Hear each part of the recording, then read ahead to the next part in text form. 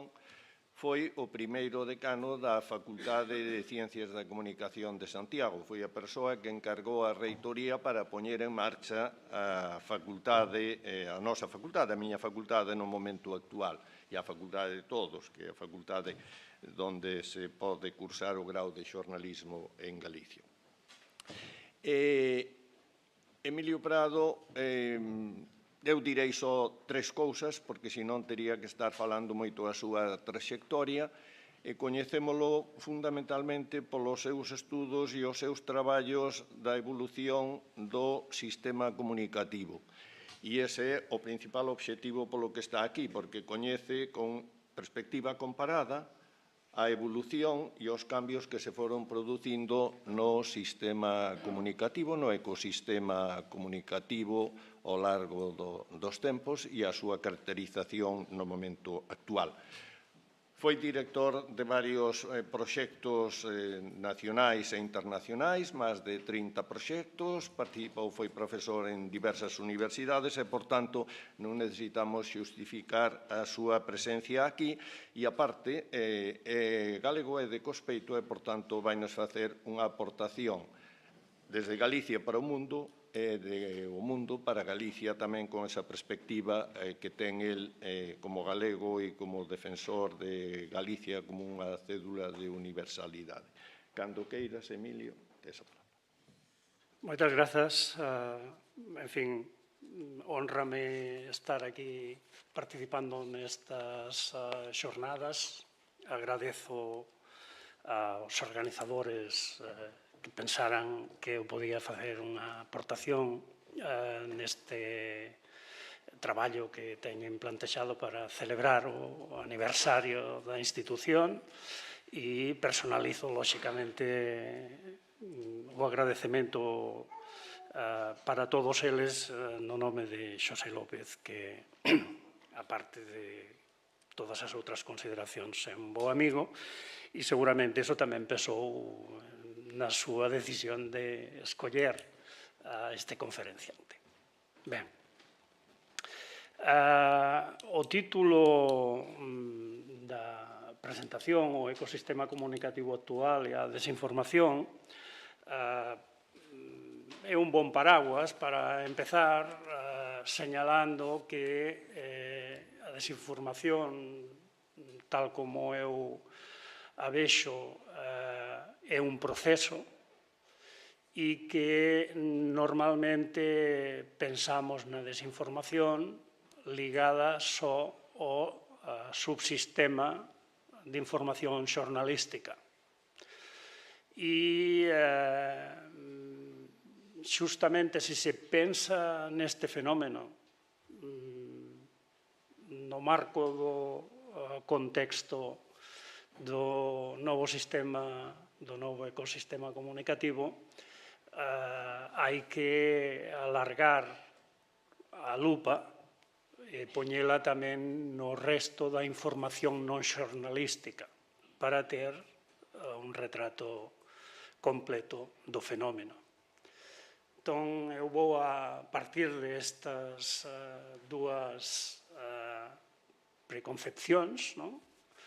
Unha é o ecosistema comunicativo, entendido como un ecosistema, por eso lle chamamos ecosistema e non sistema agora,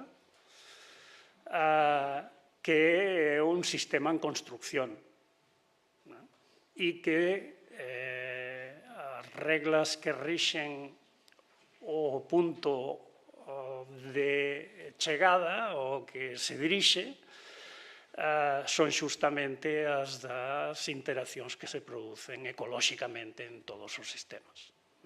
Por tanto, digamos, esta sería un pouco para entender o punto de partida. Evidentemente, neste sentido, hai que facer unha visión histórica remexendo entre os meus materiais, recuperei esta idea de pensar nas industrias culturais na era analóxica como un arquipélago que foi unha idea que xustamente utilicei nunha intervención de fai moitos anos aquí no Consello de Cultura Galega e que me parece que é unha boa metáfora para poder explicar que na era analóxica as industrias culturais estaban relacionadas, pero cada unha delas mantiña unha vida perfectamente autónoma. E, nese sentido, cada unha das industrias culturais tiña os seus propios sistemas de distribución, a súa produción tiña peculiaridades específicas para cada unha das industrias, o sistema de recepción era diferente e, sobre todo, o máis importante, cada unha delas tiña a súa propia linguaxe. Por tanto, digamos, formaban parte dun sistema, das industrias culturais, pero a súa relación era, por decirlo así, porque todas elas traballaban coa mesma materia prima, que é a información, a cultura, o conocemento, pero que logo tiñan lóxicas industriais peculiares para cada unha delas, con elementos compartidos dunha forma moi líquida. Por iso a imaxe do arquipélago me parecía unha boa metáfora para entender, digamos, as relacións entre os diferentes componentes das industrias culturais. Ben, iso foi así durante moito tempo. En toda a era analóxica se produxeron diferentes avances nos que, digamos, as correlacións entre as diferentes fileiras das industrias culturais xa tiñan relacións e, por tanto, xa había un ámbito de ecosistema, de interaccións, de préstamos entre as diferentes industrias, moi particularmente no campo informativo, entre radio, televisión ou a prensa, entre o cine e a televisión, entre a radio e a televisión, etc. Había un conxunto de interaccións máis ou menos acentuadas entre diferentes ámbitos das industrias. Evidentemente, dentro das industrias culturales había un subsistema que sería o ecosistema mediático e aí tamén o grado de interacción era moito máis elevado entre as diferentes industrias que podríamos chamar, a diferencia das outras, mediáticas. E, evidentemente, para entender, digamos, o foco onde está posto ou onde están postas estas xornadas, no ámbito analóxico, digamos, o tema da desinformación, desde o punto de vista teórico, se restrinxía especialmente o subsistema de información xornalística. Este sería, digamos, un xeito de focalizar no conxunto destas industrias. Ben, todas as industrias culturais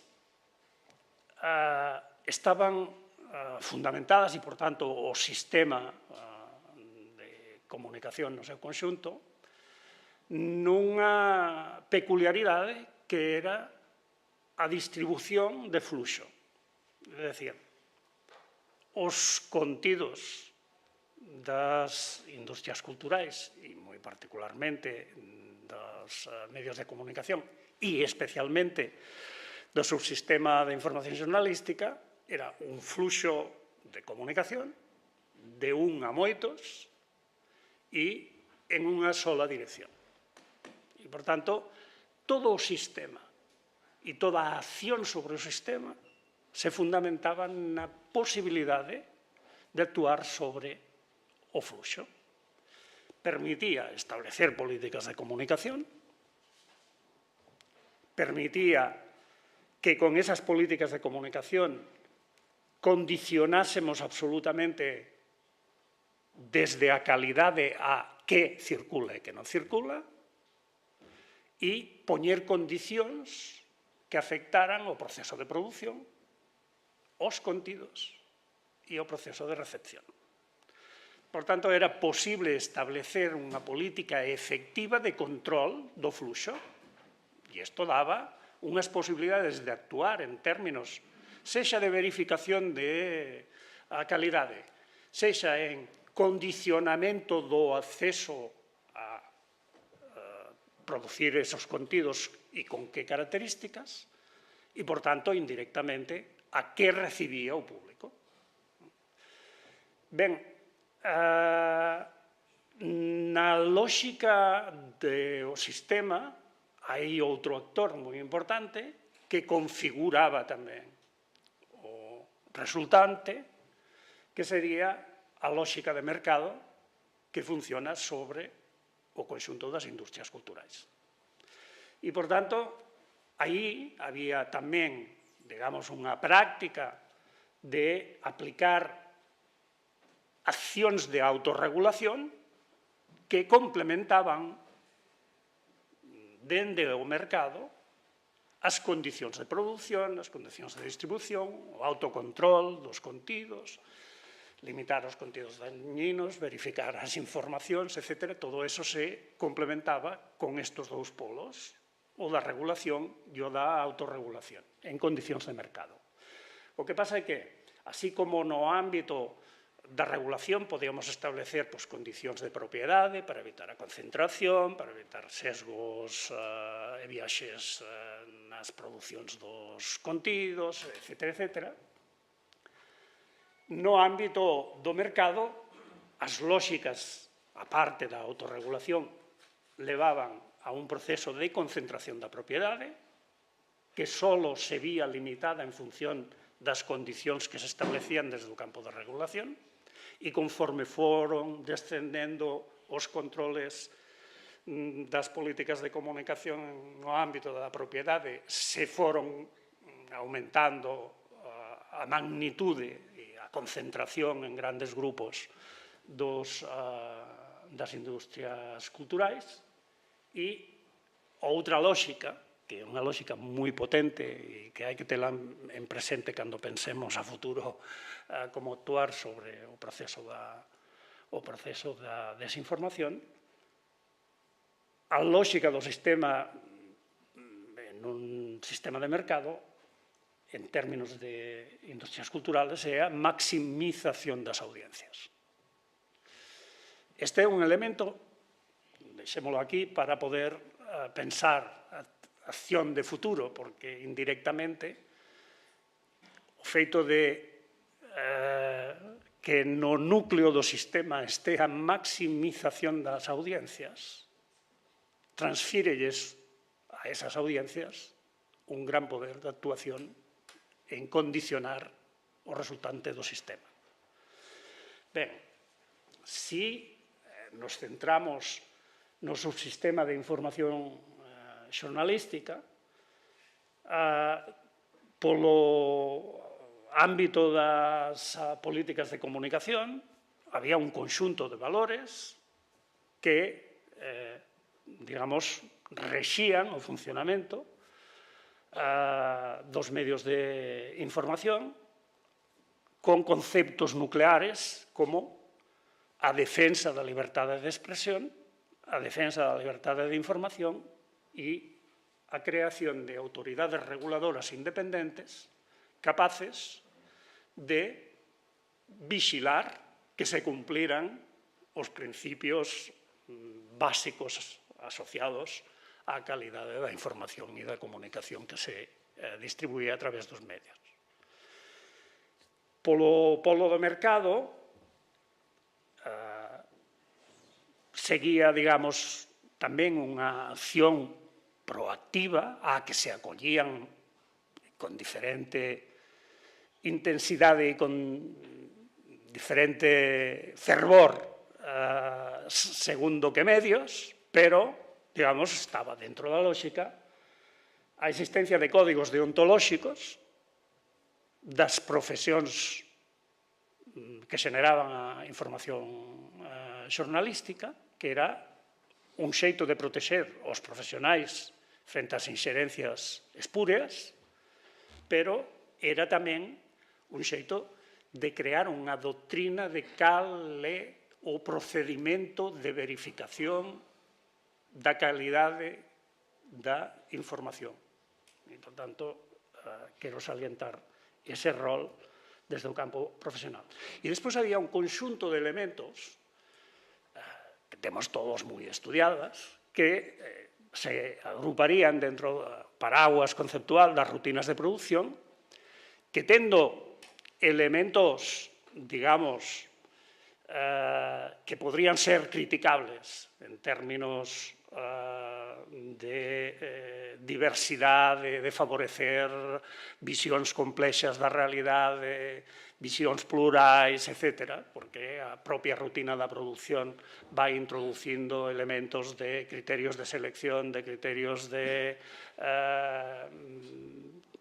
concepción do que non é noticia, etc., que están influindo nun sentido non sempre favorecedor da diversidade, pero ao mesmo tempo esas rutinas productivas eran un proceso de formalización da produción que tiña como, digamos, derivada positiva a verificación, a triangulación dos contidos. E, por outra parte, a propia organización dentro dos medios de consellos de redacción como ferramenta para empoderar os profesionais frente ás influencias, ás presións de todos os poderes, o político, o económico, e da propia propiedade dos medios. Por tanto, digamos, tiñamos un certo blindaxe neste contexto dentro do subsistema de información xornalística que permitía, con todas estas ferramentas, evitar estar, digamos, en un contexto no que a desinformación, a xeneración de información falsa ou a circulación de información falsa podía ser, digamos, controlada, sexa preventivamente, sexa a posteriori. Este era o esquema. E todo se debía a que? A que tiñamos un sistema de fluxo no que un se pode poñer na porta de entrada e, por tanto, controla que hai na porta de salida. E despois hai moitos outros elementos, e no medio todas as fases que tiñamos dito hasta agora. Pois ben, a todo isto chegou a revolución digital que, a efectos, digamos, prácticos, o que fai é convertir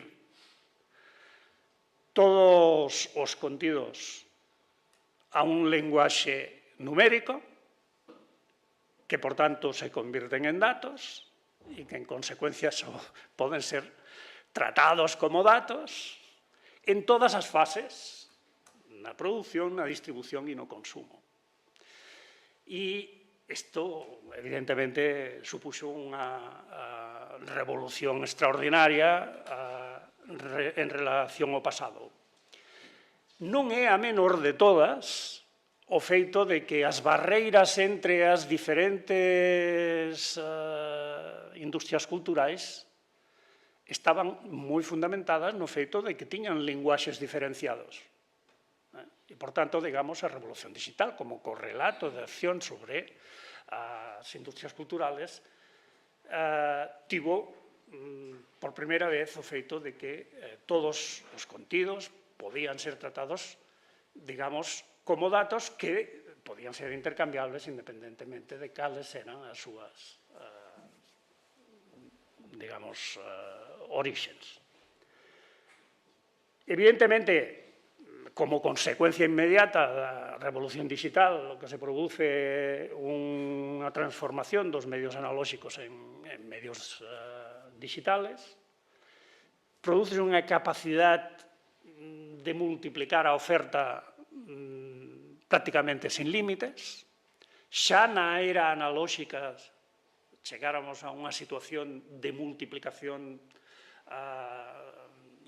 da capacidade de distribución e o feito de introducir no campo do audiovisual os actores privados, multiplicou a oferta cando viñamos dun sistema monopólico, etcétera, etcétera.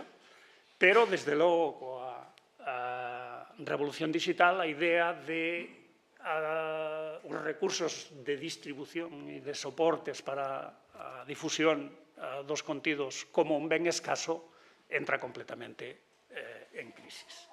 E, por tanto, multiplícase a capacidade, hai unha proliferación da oferta descomunal e todos os contenidos son datos e, como tales, poden ser tratados en todas as fases do proceso, dende a produción, a distribución e o consumo, e iso senta as bases en unha das partes das características diferenciales do novo ecosistema ao que se está dirixindo a sociedade.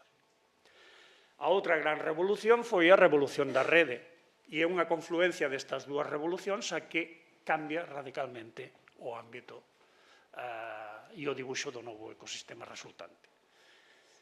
En este sentido, digamos, a revolución da rede supuxo, en fin, a irrupción de Internet de forma masiva, porque xa levaba moitos anos funcionando, digamos, como un elemento que non afectaba ao sistema de comunicación, tanto pola súa penetración como para os usos iniciales que se preveu a rede, que era unha rede de transmisión de datos.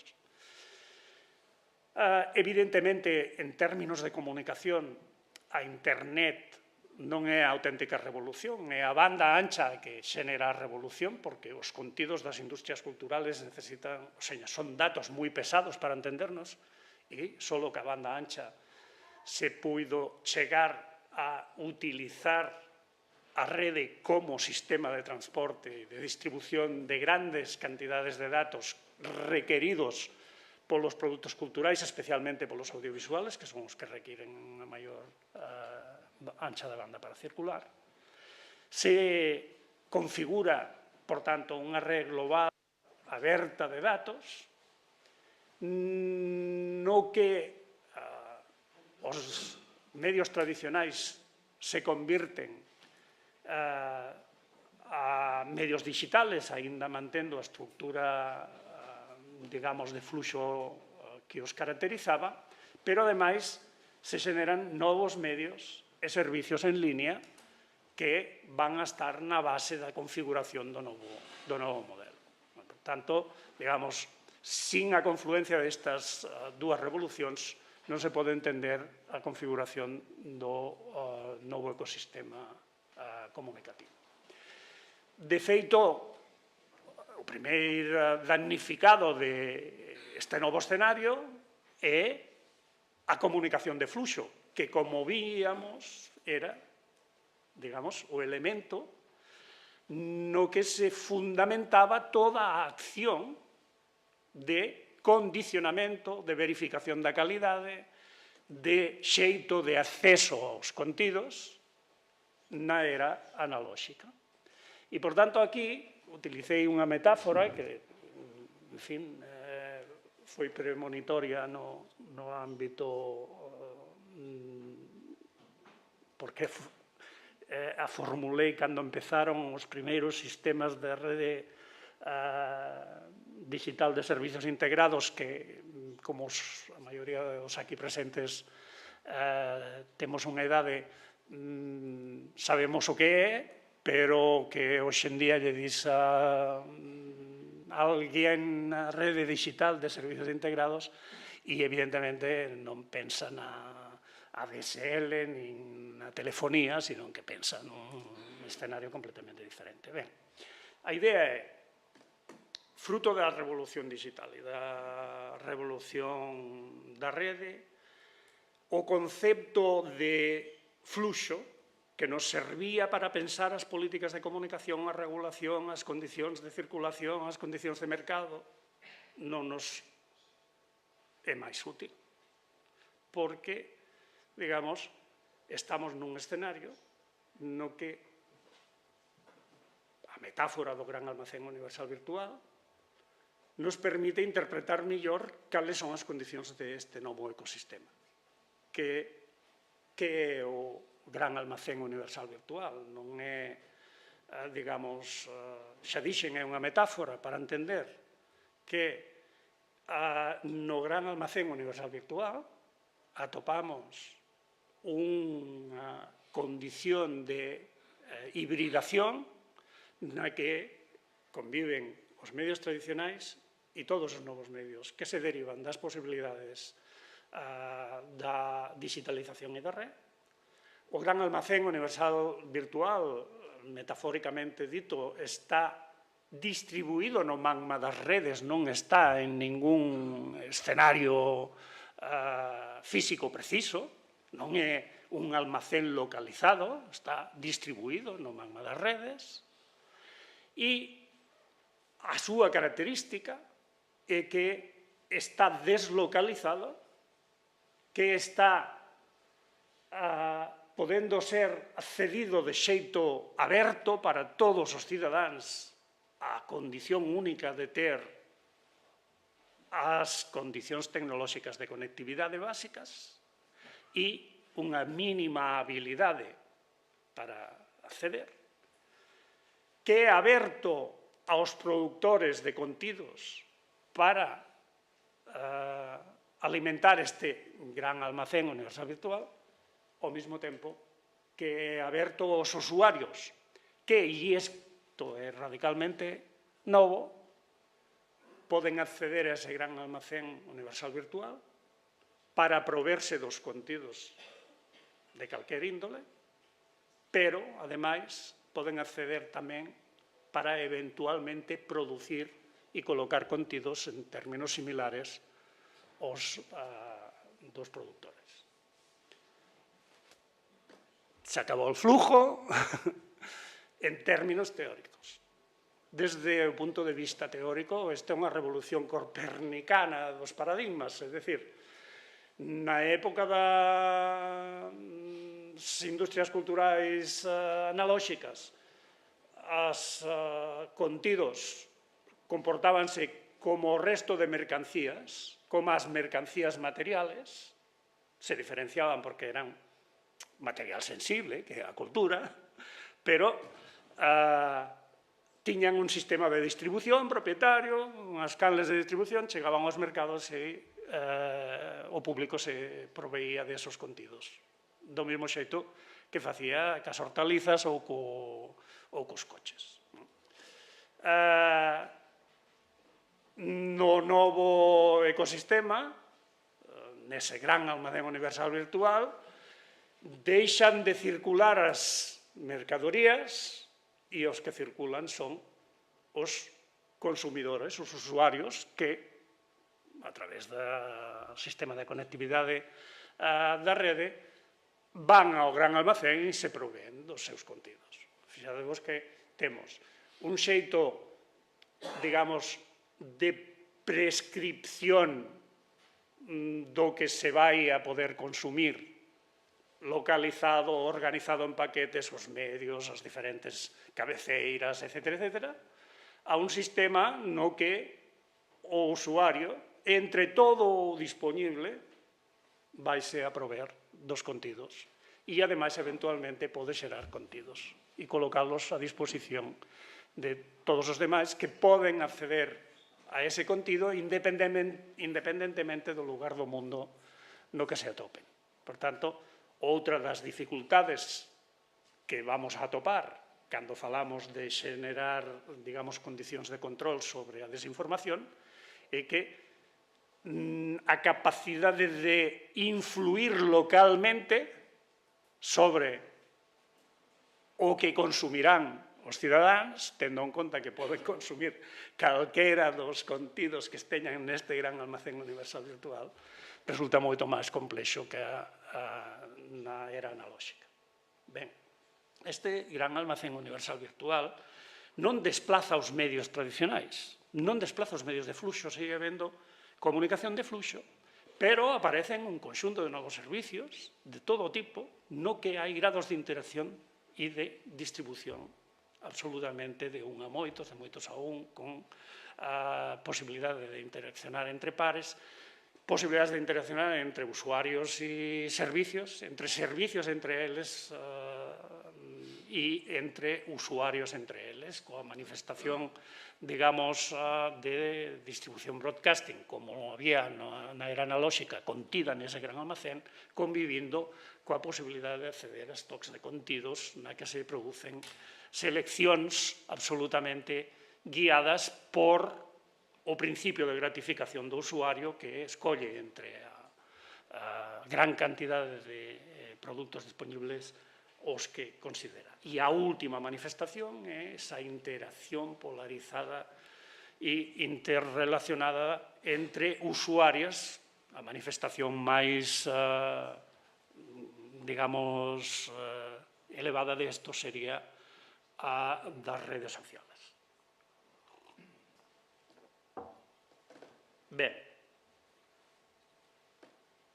se tiveramos que facer unha cartografía do ecosistema comunicativo actual, seguindo unha serie de parámetros, teríamos, por un lado, perviven no ecosistema aínda algúns medios analóxicos, a prensa de papel, a radio, etc. Perviven medios digitales que teñen canles dedicadas, a televisión digital terrestre, o cable, o satélite, a digital audio broadcasting, a radio digital, digamos. E, por outra parte, hai o outro gran sector, que é o das auténticas, digamos, novedades, que sería o sistema de distribución basado na capacidade de transmitir contidos de información e cultura utilizando o Internet Protocol que permite a distribución de imaxes, sonidos e textos a partir da utilización da rede. Aínda aí temos, por un lado, unha modelización con redes propietarias cerradas que sería o caso da IPTV e, por outra parte, tendríamos o ámbito no que realmente se produce a auténtica revolución das modalidades de comunicación que se incluyen neste novo ecosistema, que sería a utilización da rede aberta de Internet para over the top, é dicir, de xeito aberto e generalizado, dar acceso a contidos de comunicación e de cultura e, por tanto, a contidos informativos tamén.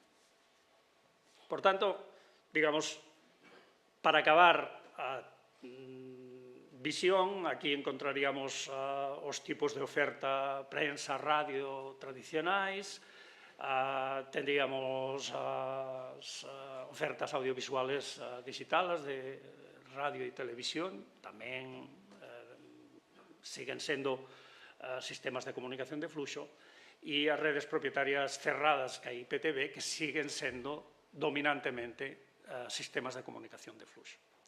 E, en cambio, temos, por outro lado, a over the top, no que, ademais de comunicación de fluxo, tomamos todas esas outras modalidades de comunicación participativa. Tamén, como vedes, digamos, para acabar de situar esta cartografía, a distribución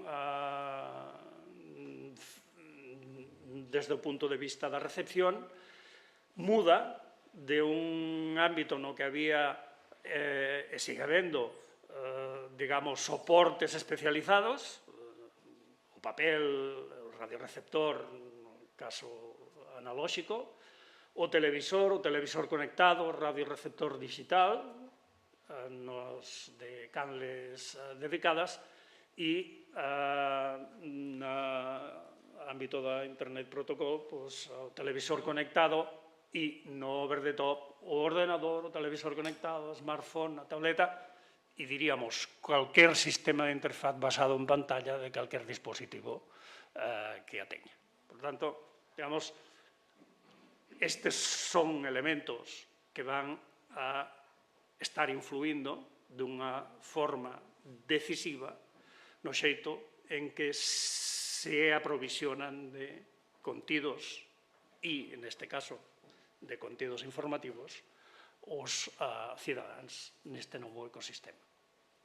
De feito, por tanto, digamos, o ámbito no que habría que fixar unha atención especial sería na da rede aberta, porque as outras siguen aí en funcionamento con un gran peso específico no aprovisionamento de contidos dos cidadáns, pero onde se producen todas as novas manifestacións sería neste ámbito da rede aberta e moi especialmente no campo da over the top.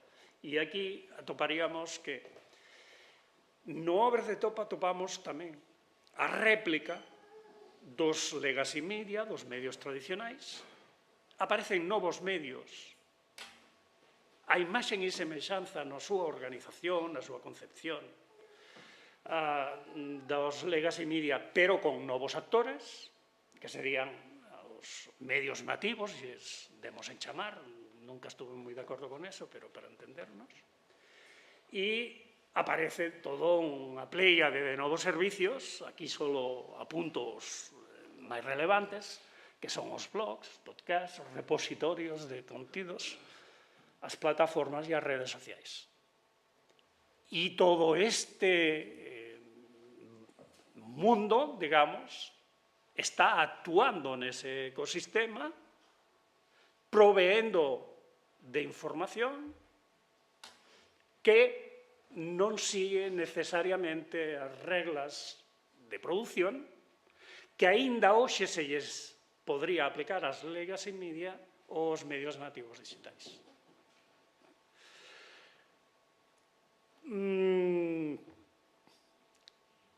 Unha das hipótesis máis relevantes da transformación que supuñía esta transformación do ecosistema comunicativo era que no ámbito dos novos medios podíamos situar no centro a participación dos cidadáns. E, por tanto, hipotetizouse, digamos, con certa intensidade e sin moito desacerto, que isto era unha revolución en términos de democratización do acceso á produción, distribución e consumo de información, cultura, entretenimento, etc. Para entendernos, na idea máis, digamos,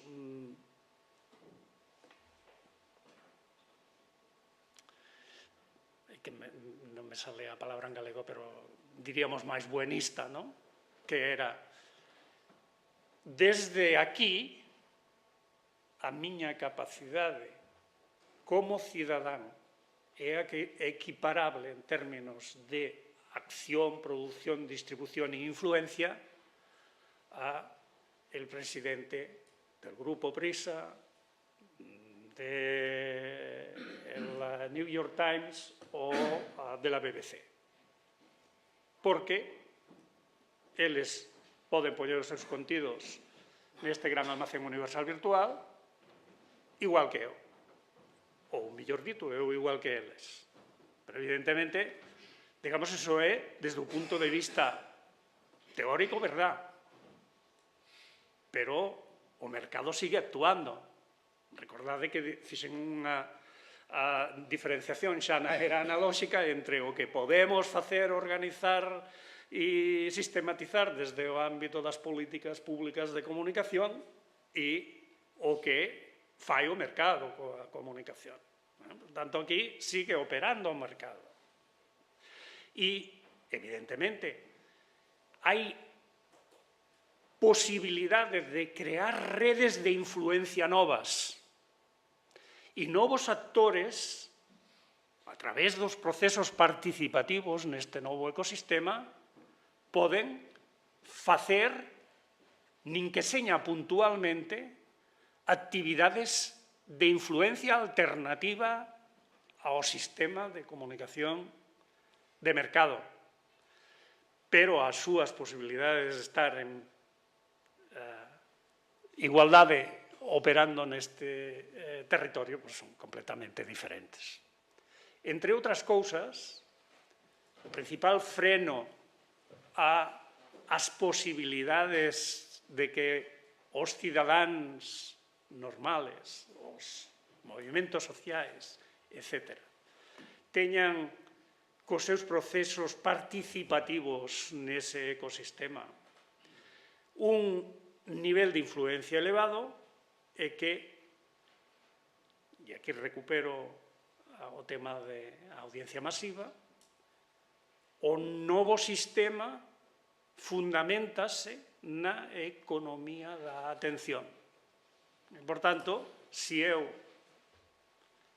son capaz, como cidadán particular, de ter un blog ou facer un podcast ou participar nas redes sociales, convertirme nun youtuber, nun instagramer, nun mer que sea, inmediatamente formo parte de un ranking dos que captan a atención, esa atención é monetizable, e entro no sistema de mercado. E, por tanto, a lógica de mercado reconduce a parte máis liberalizadora, teóricamente democratizadora, do acceso ao sistema de distribución de información. Insisto, este é un elemento a ter en conta sin desdeñar a importancia que teñen as posibilidades de crear redes de influencia e suministros de contidos, nin que sexa puntualmente por parte dos movimentos sociales e de cidadáns particulares. Pero, nese magma dunha oferta absolutamente, ya en términos humanos, infinita, a posibilidade de que os contidos suministrados fora da lógica da cúspide do sistema teñan unha capacidade de impacto semellante aos que están na cúspide, favorecidos por todos os procesos de visibilización que teñen unha importancia vital en términos de posibilidade de contacto coa información disponible, pois son ínfimos. Ben, se ademais temos en conta que o proceso dentro de ese novo ecosistema é o de a audiovisualización, quero decir que a maioría de os medios over the top integran progresivamente a linguaxe audiovisual como o seu sistema de comunicación nativa, temos, digamos, unha tipificación destes servicios over the top desde o punto de vista audiovisual que contén servicios videográficos como os canles de televisión IP, os sitios web dos canales de televisión estándar, os repositorios de televisión, os repositorios de cine, os repositorios de contidos xenerados polos usuarios, os repositorios mixtos, os videoblogs, as redes sociales de vídeo e o peer-to-peer. Está o último porque foi o primeiro. Quero dicir que este foi a forma normal de intercambio de contidos audiovisuales na rede unha vez que se produce o proceso de digitalización e de comunicación en rede. Ben, esta é unha tipificación dos contidos que atopamos aí, over the top, desde o punto de vista audiovisual. Pero, ademais, como fenómeno importante, hai que moitos outros servicios teñen o vídeo como complemento e cada vez con máis peso. Vídeo na web das radios e dos diarios. Hai diarios que teñen unha proporción de contidos audiovisuales elevadísimos, algúns incluso lle chaman televisión do país ou televisión da Wall Street Journal ou televisión de calquera outra cabeceira que teña unha gran actividade. Vídeo en todo tipo de webs, incluídas as corporativas. O vídeo nos blogs, que originalmente tiñan unha matriz textual e gráfica, cada vez hai máis vídeos en blogs. O vídeo nas redes sociales, recordade que as redes sociales eran basicamente criptográficas e que a presencia do audiovisual como lenguaxe nas redes sociales, de esas que originariamente, empezando por Facebook,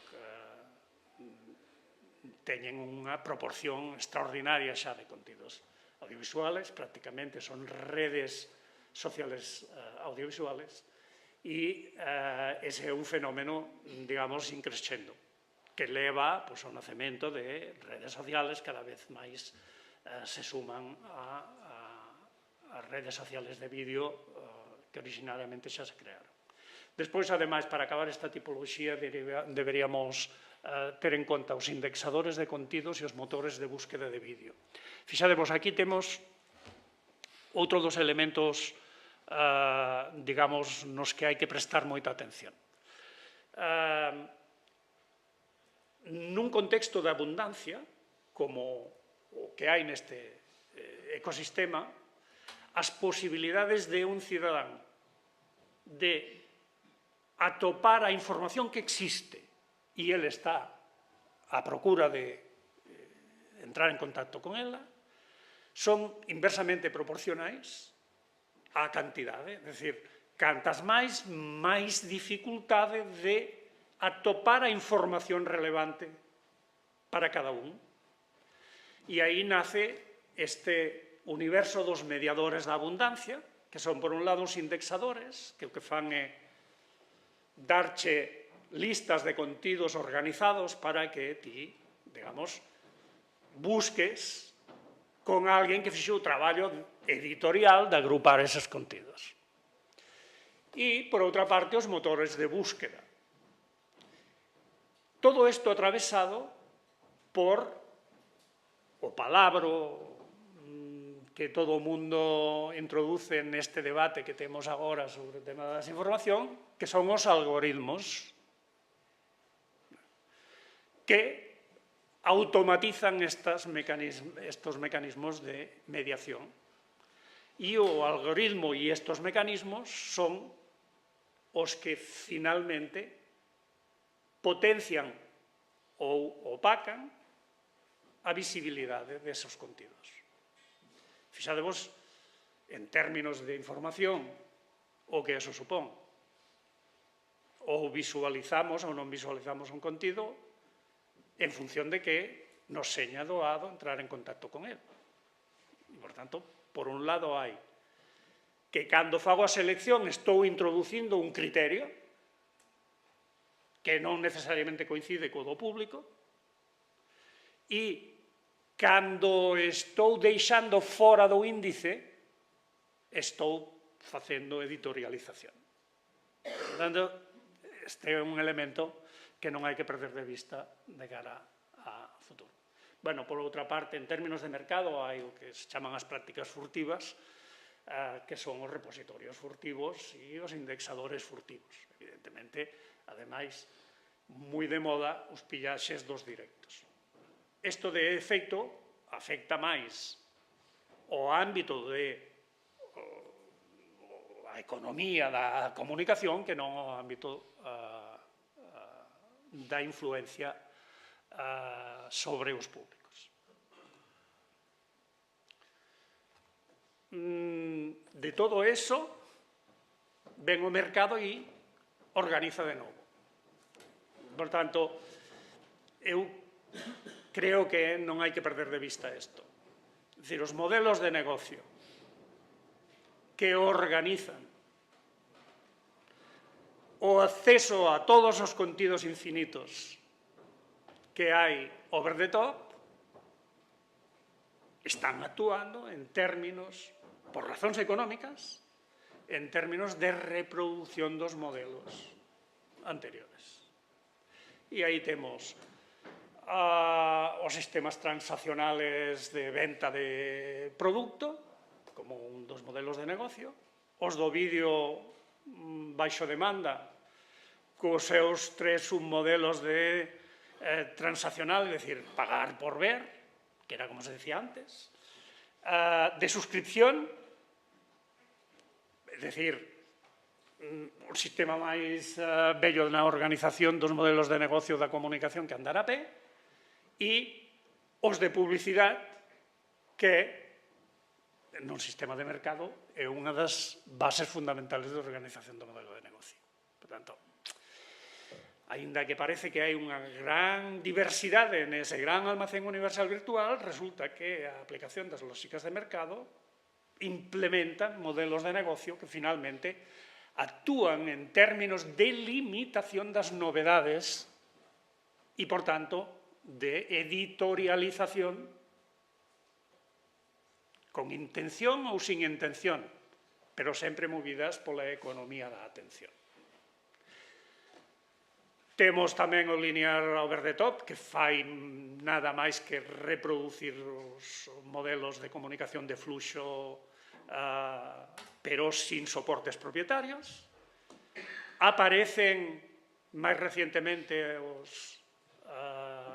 as plataformas de oferta de contenidos múltiples virtuales, isto en inglés é o Virtual Multiple Video Program Distributors, que é, digamos, a réplica over the top dos canles de cable e de satélite que tiñamos no modelo analóxico e que siguen vivos operando no modelo digital. E, finalmente, os FAST, que son canles over the top, free, a F de free, pero quiere decir Free Advertising Supported Services Television. Por tanto, digamos, estamos reinventando outra vez a pólvora. Fixadevos que no núcleo de interpretación de todas as lóxicas de ese gran almacén universal virtual, o protagonismo do cidadán, a súa capacidade de intervención, de selección, de producción, etcétera, etcétera, queda, digamos, encadrado neste aplicación da lógica de mercado que condiciona o sistema de produción, de distribución, de visibilización, etcétera, e todo o demais sigue ali. Todo o que é capaz de acumular en algún xeito atención, inmediatamente é reubicado na lógica dos modelos de negocio. Por tanto, este é un factor discriminante da posibilidade de distribución de información fora da lógica mainstream. Ben, vamos a acelerar. Resumen de todo este panorama, creo que ainda me queda tempo despois para entrar no sustantivo. O resumen de todo isto, arriba tedes o que xa vimos antes, na cartografía completa temos que introducir dous elementos que son relevantes para o que estamos a tratar aquí, que son os contidos de toda esta área xenéranse profesionalmente. E nesta área conviven, na área over the top, conviven a produción profesional, a produción chamada ProAm, de profesional amateur, que recolle todos esos fenómenos, digamos, de cidadáns que producen con éxito e captan atención que é monetizable, veñen a parar aquí, e sigue habendo amateurs, millóns de amateurs producindo contidos. E, finalmente, as fontes de ingresos, que, digamos, son as que sosteñen, finalmente, influyen na configuración do ecosistema, que, como vedes, prácticamente son unha réplica, suscripción, transacción, publicidade, subvención e mixta.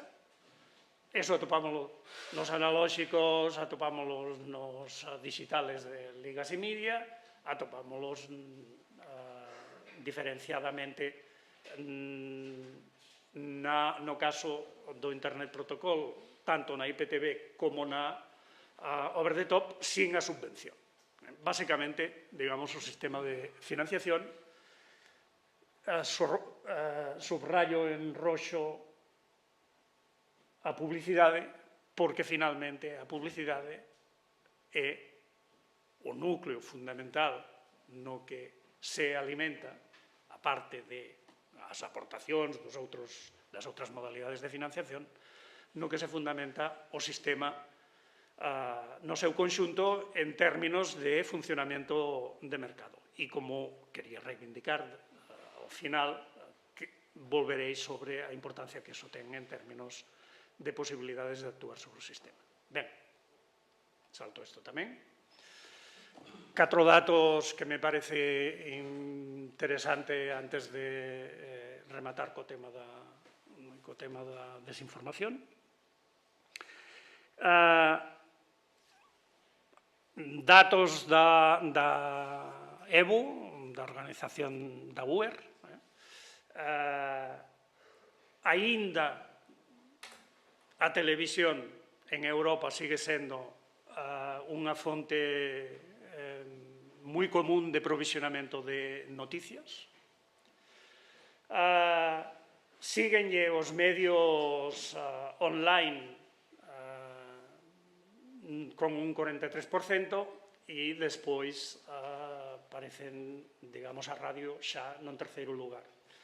E da provisión online, ademais, hai que falar despois da importancia que teñen as redes sociales e os blogs, que son unha fonte de contacto coas noticias, subrayo cas noticias, dun 26%, non coa información en xeral. Por tanto, dese ecosistema disponible para todo o mundo, aínda en términos de provisión de información de actualidade, lo que chamaríamos noticias, os medios clásicos siguen tendo, digamos, unha penetración moi amplia. Seguramente isto non o vedes aí, porque é unha... Isto sobre diferentes países, con unha investigación moi interesante que fai sistemáticamente o Instituto Reuters e que este é o datos do ano 22, vemos en diferentes países cales son a proporción de cidadáns que dicen con que dispositivo se provén de información. Como vedes, prácticamente en todos os países, a maioría de países, esa línea máis oscura é a proporción de xente que di que se provee de noticias a través do smartphone. Por iso, a importancia que lle dei antes tamén os dispositivos de recepción.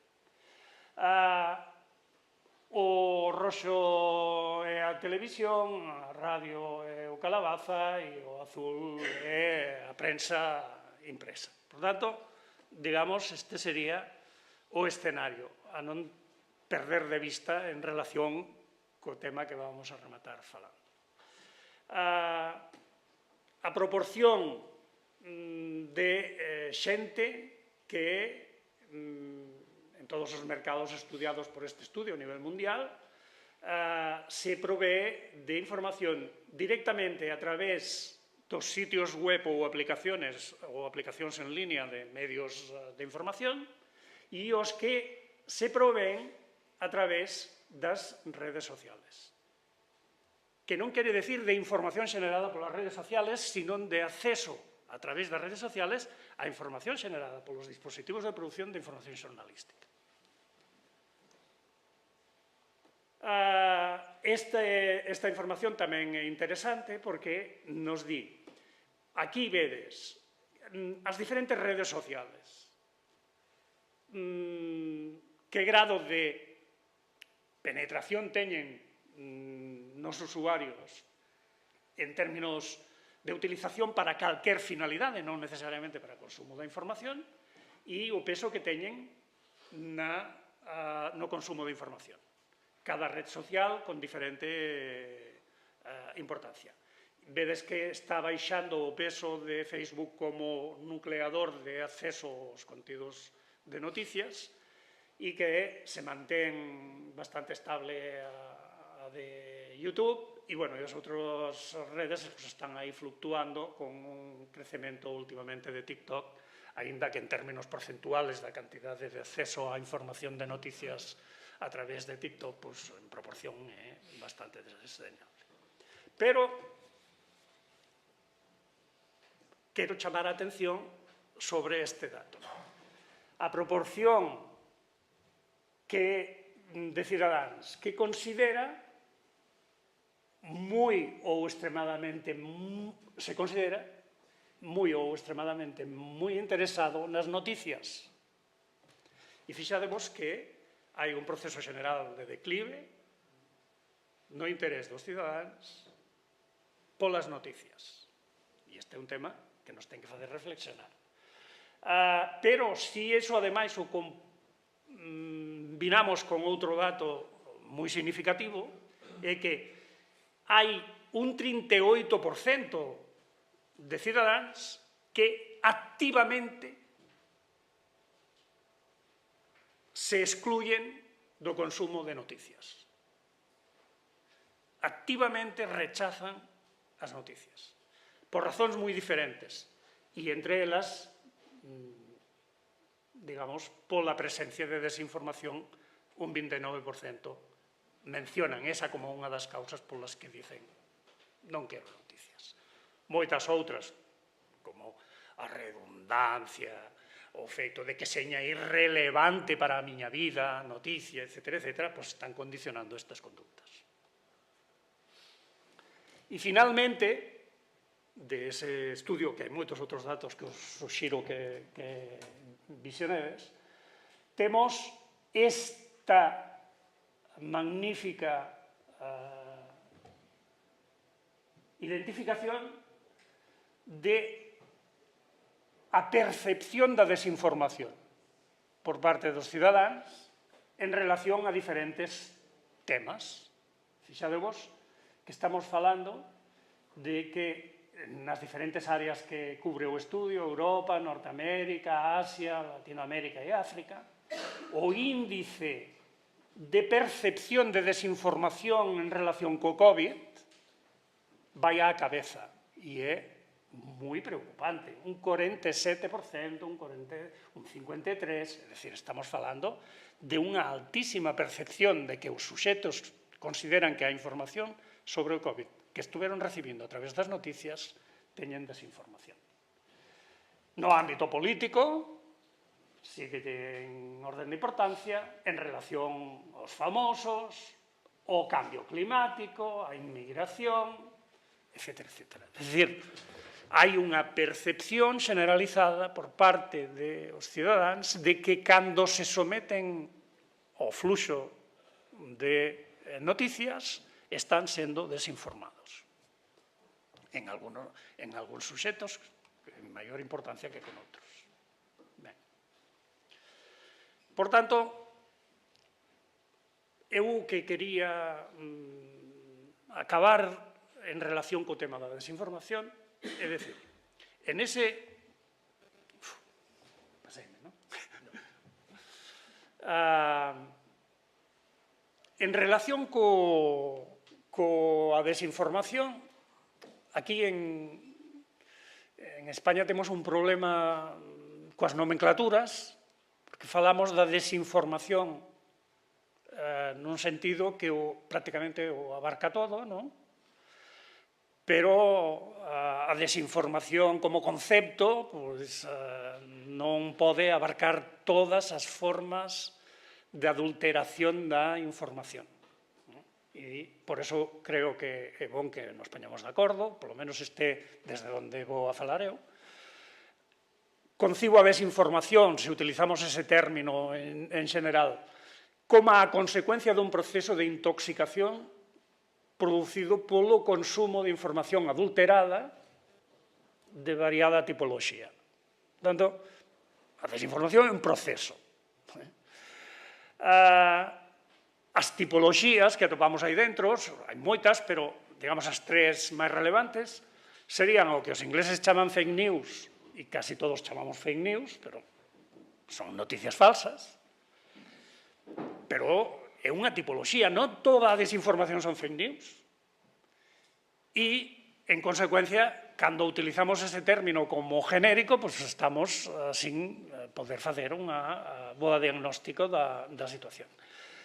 Falamos de fake news cando é a creación deliberada de información adulterada, con apariencia que é concorde cos xéneros periodísticos e, por tanto, ten, digamos, unha apariencia de honorabilidade e, nese sentido,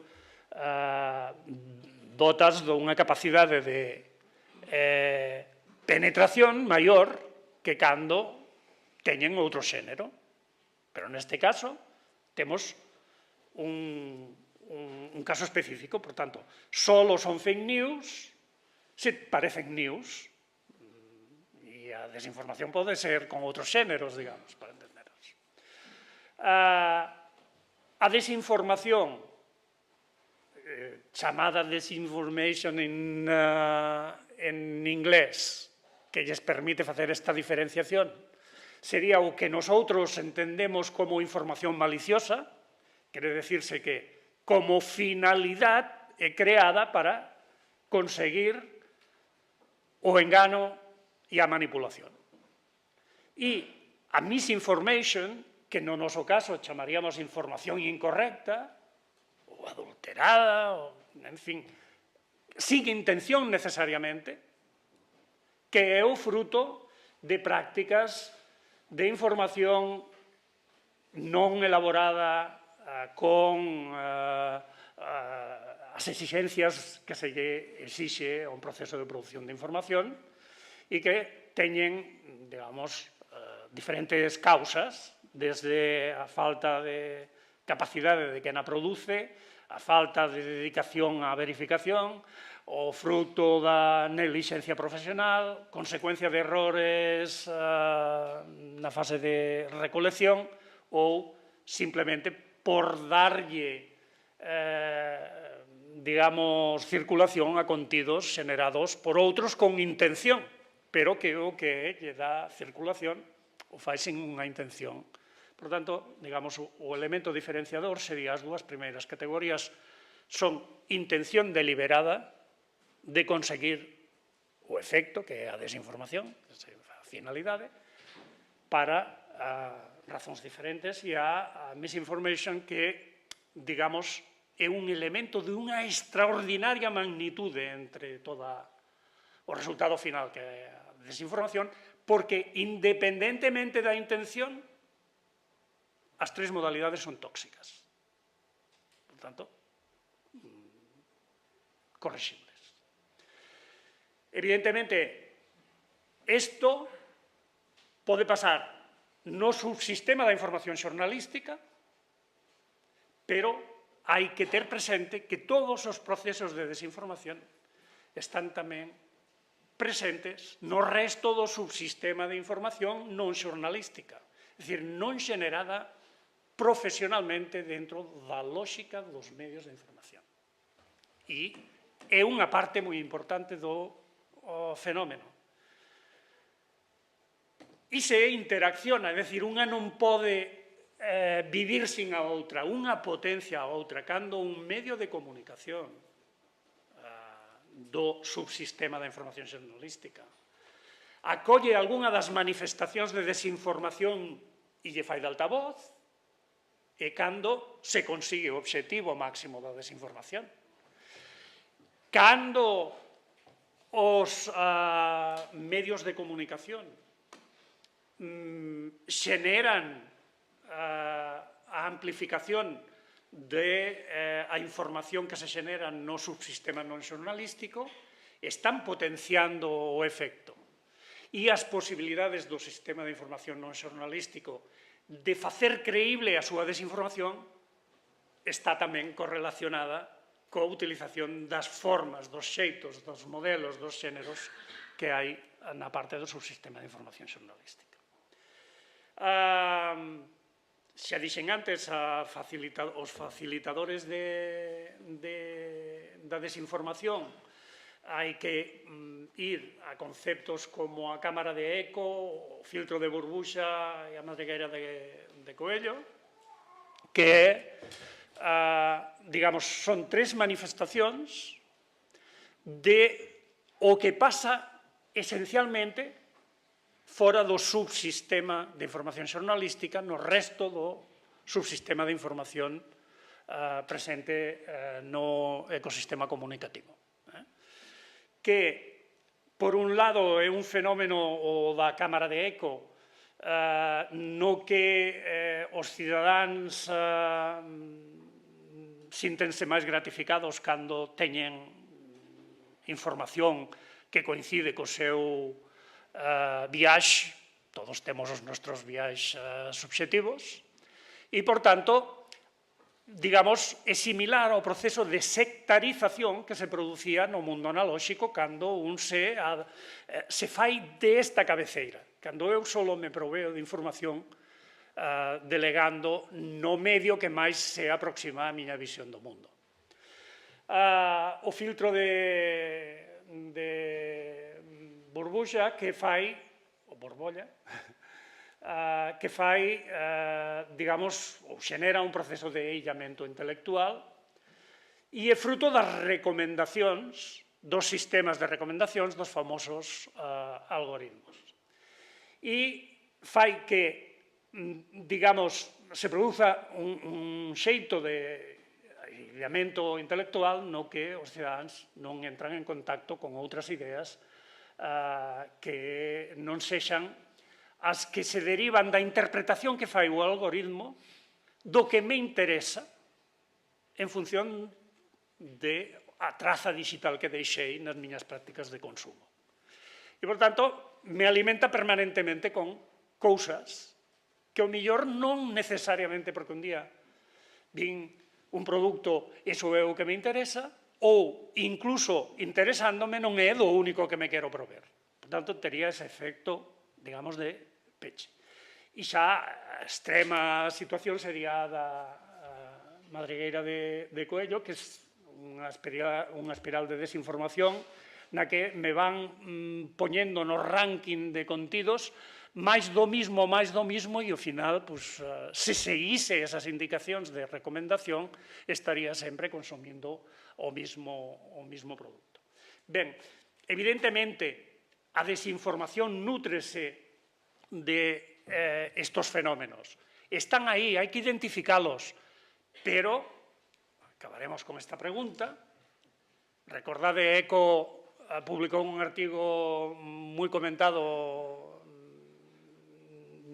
naquelas décadas que se titulaba en interrogante «Il público fa male alla televisione», e eu quero parafrasear a ECO preguntando falle dano o público ao algoritmo? E a resposta é temos indicios de investigación suficientes para pensar que sí. Quer decir, este é un problema, evidentemente é un problema de extraordinaria magnitud en relación coa desinformación, porque entrar en calquera destos bucles me mantén fora do contacto con a información que me dá visións diversas, pero os cidadáns non foron súbditos da agulla hipodérmica no ámbito dos mass media e tendo control de todos os medios de información, ou maioritariamente hai políticos que non ganaban as eleccións, porque a teoría da agulla hipodérmica demostrouse que non era do todo certa. Non quero dicir que non hai a influencia, pero non. Os cidadáns se relacionan con outros cidadáns, coa realidade, e non se provén única e exclusivamente, si non é voluntario e por gratificación, con calquera destas figuras da cámara de eco, da filtro borbuxa ou da madrigueira de Coello. Por tanto, acabo con isto. Contra a desinformación hai un consenso xeral de que hai que facer alfabetización mediática, alfabetización digital para empoderar ao público para ser capaz de distinxir, salirse das madrigueiras e distinxir entre información veraz e información imprecisa, pero non é abondo. E, ademais, é a longo plazo, é unha inversión a longo plazo. A media literacy non funciona dun día para o outro. E, por tanto, temos que recuperar as influencias que se poden facer no sistema, tanto desde o punto do sistema de información periodística, facendo extensible a todos os campos da información, a regulación, a liberdade de expresión, a liberdade de información, xenerar autoridades reguladoras que teñan tamén conta da información fora do sistema xornalístico, códigos deontolóxicos, rutinas productivas, consellos de redacción e, lóxicamente, os sistemas de fact-checking. E, no outro ámbito, temos a liberdade de expresión, a liberdade de información, que hai que seguir garantindo, autoridades reguladoras que se ocupen tamén de ese campo, a responsabilidade editorial como principio executor e, finalmente, o empoderamento dos usuarios por a economía da atención. Antes dixen, e de aí a miña insistencia, os usuarios teñen un extraordinario poder de intervención sobre o conxunto do ecosistema e en relación á información de maneira moi precisa, porque o combustible do sistema é a súa atención. E supoño que oístedes falar del adpocalipsis que lle pasou a YouTube, cando unha serie de anunciantes retiraron as súas inversións porque poñían os seus anuncios en lugares, en fin, de ideoloxía nazi, de calquera das desviacións terrasplanistas e outras figuras, e, evidentemente, mercado es mercado. Cuando las agencias de inserción retiran la publicidad porque los anunciantes son sensibles a que los ciudadanos han empezado a protestar porque les ponen ese tipo de publicidad en ese tipo de sitios, pues evidentemente hai unha capacidade de intervención extraordinaria. Por tanto, eduquemos, pero empoderemos tamén a exercer os dereitos de controlar a nosa atención. Gracias.